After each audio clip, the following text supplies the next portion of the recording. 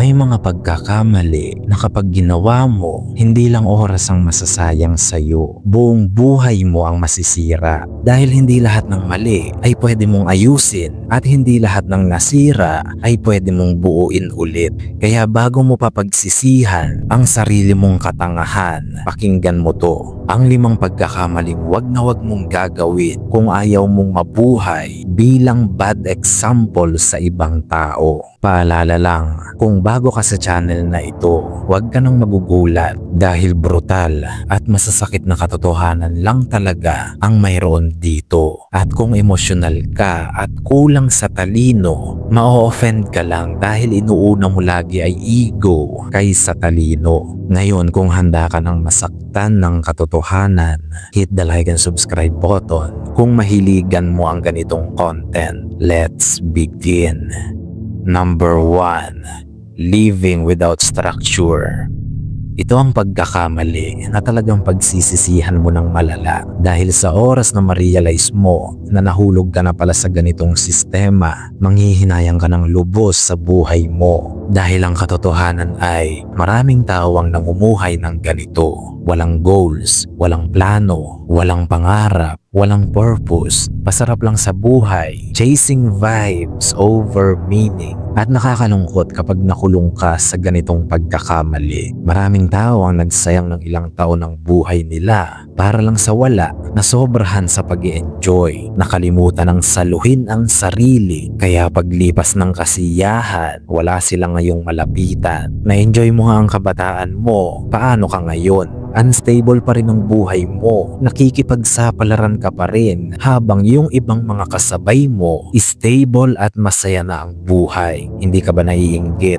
Hindi ka ba nagsisisi sa mga desisyon mo? Kung wala ka namang pinagsisisihan, then deal with your consequences. Nagliwaliw ka, hindi ba? O ayan ang bunga ng mga itinanim mo. May itinanim ka ba? Wala. Wala ka naman palang aanihin. Magtatanim ka pa lang habang yung iba kumakain na. Ayusin mo ang desisyon mo sa buhay.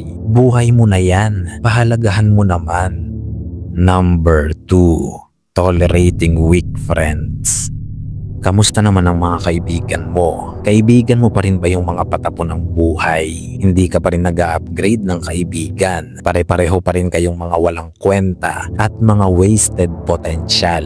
Mga adik, mga sugarol at puro bisyo na lang. Napakawalang kwenta naman ang pagkakaibigan nyo. Hindi na nga kayo nagtutulakan pataas, naghihilahan pa kayo pababa nang walang kamalay-malay. Pero sige lang, hindi na kita pangangaralan. Ituloy mo lang yan. Sumama ka lang sa mga taong yan. Mga alam mo namang patapon ng buhay, tapos sinamahan mo pa talaga. Tatanga-tanga ka rin eh. Isa ka rin talaga sa kanila. Tanga ka rin mag-isip. Mga walang pakialam sa pagunlad. Mga namumuhay lang sa comfort at kababawan. Alam mo ba, ganyan na ganyan yung mga tipo ng magbabarkada na gagawa ng illegal balang araw. Pero sige lang, kailangan din ng mundo ng mga taong kagaya nyo, yung gagawing bad example para hindi tularan. Kayo yon, gamit na gamit kayo sa mga motivational speech dahil kayo yung ginagawang halimbawa ng failure. Bumuo na rin kaya kayo ng sindikato dahil hindi na rin naman kaya ng Meralco na paliwanagin yung mga buhay nyo. Wala nang bright future kung hindi kayo magbabago. Ayusin mo ang desisyon mo sa buhay. Number 3. Avoiding pain. Takot ka rin ba sa sakit? Sa mga pasakit ng buhay? Tinatakbuhan mo ba yan? Tumatakas ka ba sa sitwasyon kapag alam mong masasaktan ka na? Mapapagod ka niyan dahil hindi mo naman kayang takasan ang mga pasakit. Palagi yang nakakabit sa iyo at kahit anong iwas mo, susundan at susundan ka niyan. Mapapagod ka lang kakatakbo. Take accountability now. Facing the pain is the only way. Dahil kung patuloy mong iiwasan ang pasakit, magiging mahina ka. At darating ang panahon na maaabutan ka ng mga pasakit na tinatakasan mo. At kapag naabutan ka niyan, tapos mahina ka, pahihirapan ka niyan hanggang sa wakasan mo ang sarili mong buhay. Imbis kasi na harapin mo noong una pa, tinakbuhan mo ng tinakbuhan. Kung hinarap mo lahat yon, lumakas ka pa sana at natutunan mong kumprontahin ang mga pasakit. Pain makes us stronger. Kung walang struggle, wala ring growth. At kung walang growth, walang mangyayari. Lulumutin ka na lang dyan at tutubuan ng mga talabas sa batok. Huwag mong katakutan ng mga pasakit. Harapin mo ito. Hindi ka naman pababayaan ng Diyos. Basta tapangan mo lang at kumapit ka sa Kanya. Yan lang ang gagawin mo sa tuwing haharap ka sa hamon ng buhay. Maniwala ka sa akin, hindi ka pababayaan ng Diyos. Number 4. Chasing women over purpose. Kailan mo kaya marirealize na walang kwenta yung ginagawa mong paghahabol sa mga babae kapag matanda ka na, kapag nakaratay ka na sa ospital, tapos ni isa sa mga babae mo walang dumalaw?